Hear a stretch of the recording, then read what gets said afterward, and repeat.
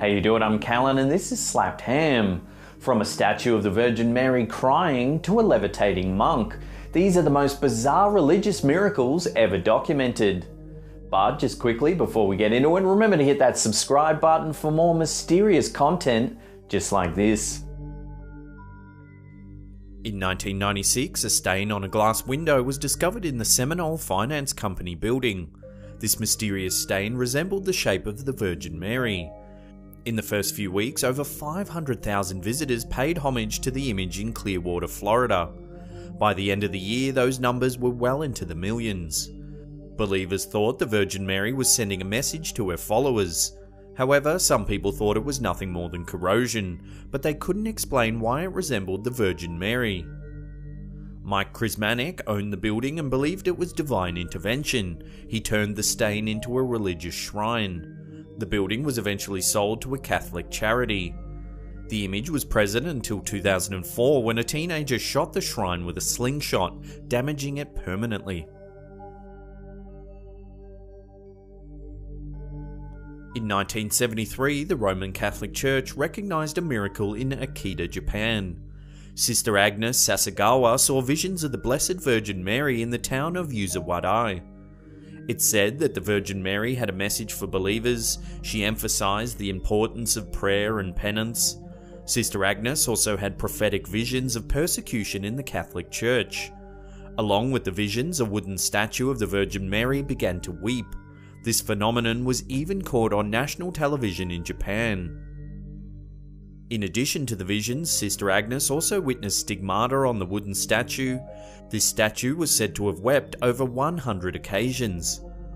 The miracle was also witnessed by other nuns at Yuzawadai as well. They reported that Sister Agnes also displayed signs of stigmata on her hands and feet. Samples of the tears and blood were collected from the statue. Both were determined to be real human tears and blood.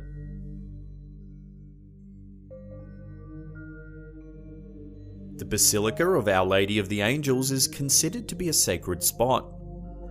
In 1635, a young girl from Kartoga found a small black statue on a rock near a stream. Thinking it was a doll, she took the item home with her. The next day, the statue went missing from the house.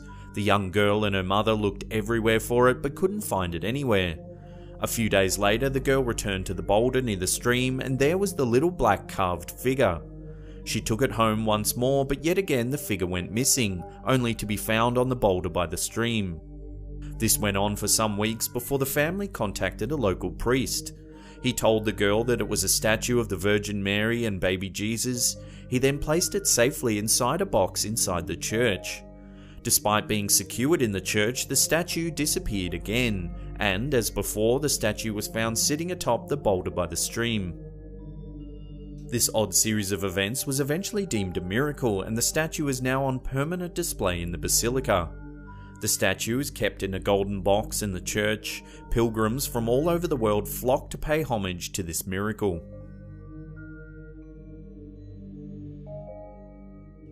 St. Joseph was born in Cupertino in 1603. He was an absent-minded young boy who was abused by his mother at a young age. It wasn't unusual to find young Joseph wandering the streets in town. He tried his hand at shoemaking and failed at it. Joseph tried to join the Franciscan order, but he was denied. Eventually, the Capuchin order did accept him for a short time. However, after 8 months, they dismissed him. His mother sent him away to be a servant at a Franciscan monastery where he worked in the stables. It's said that around this time, Joseph began to change. He started to pray more and complete more acts of penance. The Franciscan order finally allowed him to study to be a priest. After he was ordained, many people began to witness miracles around the young priest. It's said that he would levitate during Mass or prayers. The first occurrence happened in 1630 during the feast of St. Francis of Assisi. One such incident even occurred in front of Pope Urban VIII. It's alleged he levitated over 70 times before his death in 1663. He was canonized in 1767. Amusingly, St. Joseph is the patron saint of astronauts and pilots.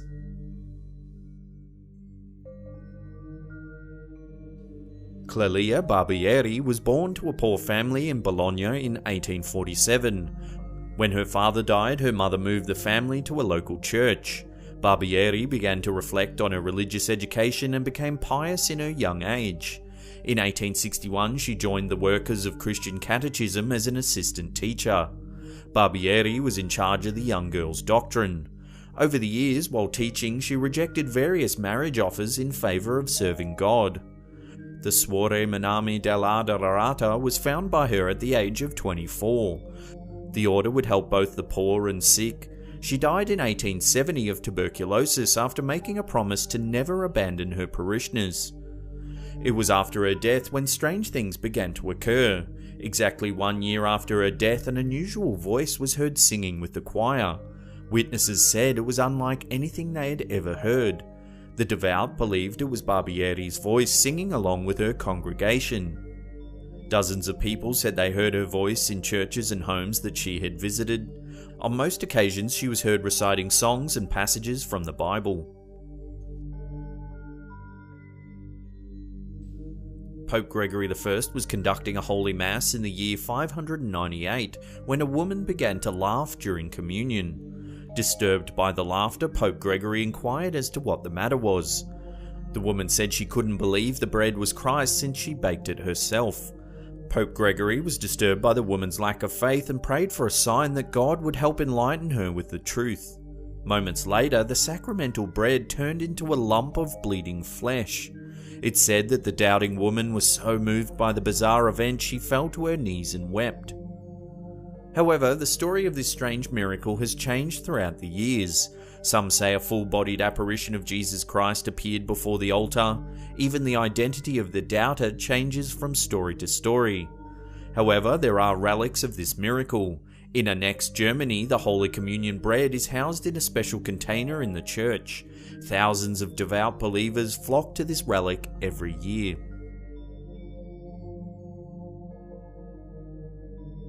On October 13th, 1917, an event occurred that has baffled scientists, skeptics and historians, while simultaneously thrilling and uplifting true believers. On this day, thousands of people would witness what they would consider a miracle. The witnesses weren't just the faithful, they included reporters, scientists and skeptics, many who bore witness to the same activity that the faithful saw. It all began in May 1917 when 3 shepherd children, Lucia, Jacinta and Francisco, were visited by a vision of the Virgin Mary. Only the oldest child, Lucia, could actually hear the Virgin speak, and Mary informed Lucia that she would appear at the same time on the 13th of each month for the next 6 months. The children informed their parents and soon word had spread to villagers who passed on the news to others. Fatima shortly became host to pilgrims and the curious on the 13th of each month. Visitors listened raptly as Lucia repeated the messages that the Virgin delivered to her. It was the Virgin Mary's final visit that was the most astounding. Lucia claimed that the Virgin had informed her that on her final visit she would produce a miracle for all to witness. At around noon on October 13th, 1917, thousands of people gathered to await the miracle. A gentle rain had fallen all morning and the skies were still heavy with clouds. Lucia received her final prophecy from the Virgin Mary, who then lifted her hands to the sky. Suddenly the clouds parted and the crowd witnessed what appeared to be the sun spiraling around in the sky, while radiating vibrant colours. At first the crowd was thrilled with the spectacle, but when it seemed as if the sun was plummeting to earth, they grew frightened, with many kneeling in the mud to pray for mercy. Eventually the sun returned to its rightful place, leaving the crowd of onlookers stunned. According to news reports, the event lasted approximately 10 minutes, but to some it seemed much longer. There has been much speculation about what really happened that day. Many believed that it was a legitimate miracle given to the people in order to restore their faith. Others believed that it was a type of mass hysteria or shared hypnosis. Some experts believe that because different people in the crowd had experiences unique to their own perception, with some individuals seeing nothing at all, that the explanation is purely psychological. Regardless, the Church officially recognized the miracle of the sun as a legitimate miracle on October 13th, 1930.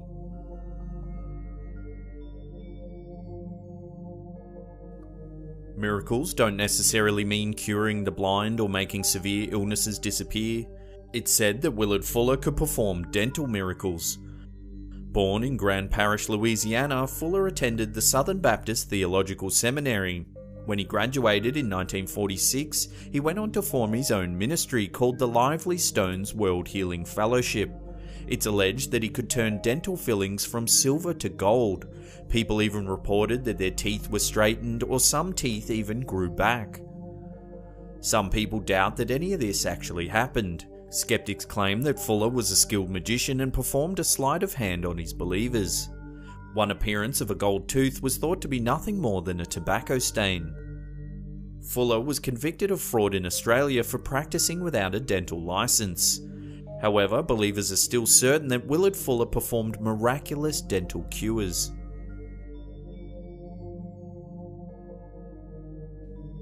Martin de Perez was born on December 9, 1579 in Lima, Peru. He was the illegitimate son of an African slave and a Spanish nobleman. Martin's father abandoned the family when he was young, and as he grew up he experienced ridicule for being mixed race. Martin was even denied entrance into the priesthood because of his ancestry. Eventually, Juan de Lorenzana allowed Martin to take his vows with the Third Order of St. Dominic. During his time with the order, many miracles were said to have taken place. Some people witnessed him levitate while he prayed. It's alleged that Martin had the ability to talk to animals and cure the sick. Some say he could heal the infirmed with a simple glass of water. One man was cured of ulcers by drinking the offered cup. It's said that Martin had a deep desire to be a missionary, but he never left his home country. People in faraway places claim to have been visited by Martin. He was spotted in Africa, Mexico, and Japan, comforting those in need. Martin died in 1639 in Lima. He was canonized in 1962 by Pope John XXIII. Before we get to that number one spot and take a look at a bizarre miracle in France, remember to hit that red subscribe button and turn on channel notifications. That way you'll be completely up to date with all our latest content.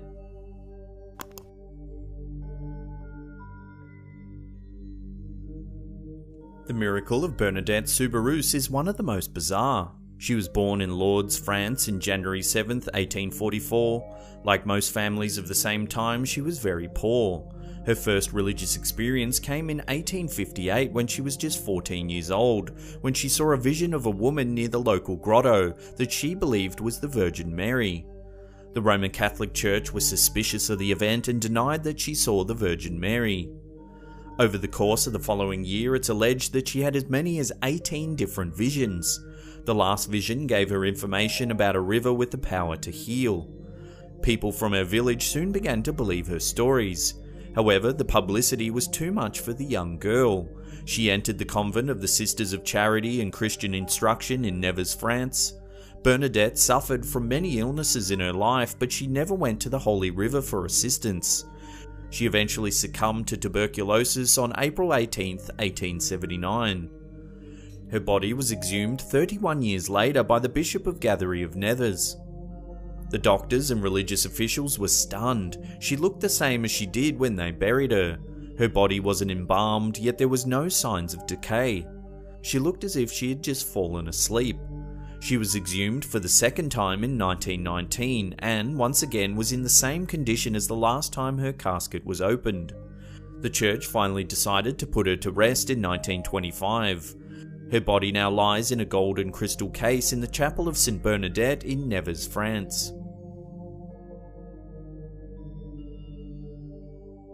If you want more unsolved mystery videos, then click that embedded link there. There's also some playlist links in the description box below for you to binge on.